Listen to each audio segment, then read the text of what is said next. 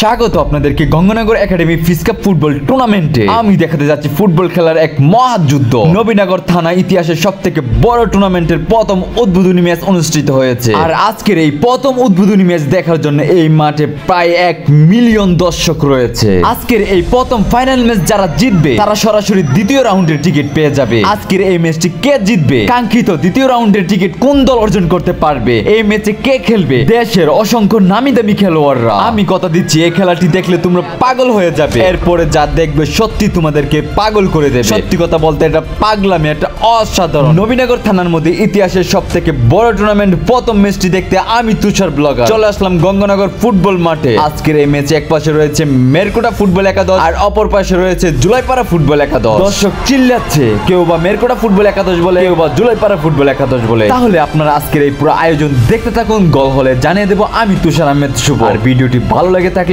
অবশ্যই পেজটাকে ফলো দিয়ে রাখবেন।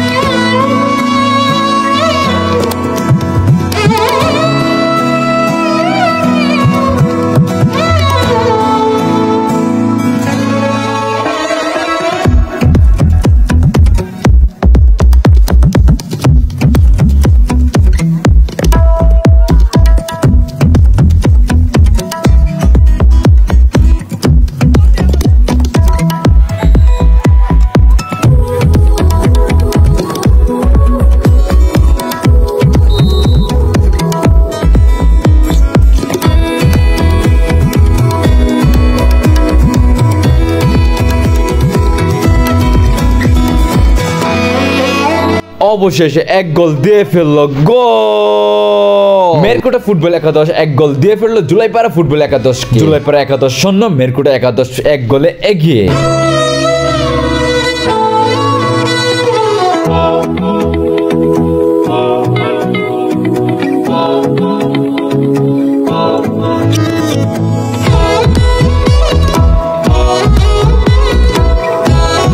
আবারও এক গোল হয়ে গেল, গোল! জুলাইপাড়া ফুটবল একাদশ এক গোল দিয়ে ফেললো মেরকুটা ফুটবল একাদশকে। বর্তমান গোলের সংখ্যা মেরকুটা ফুটবল একাদশ 1, জুলাইপাড়া ফুটবল একাদশ 1-1 ড্র।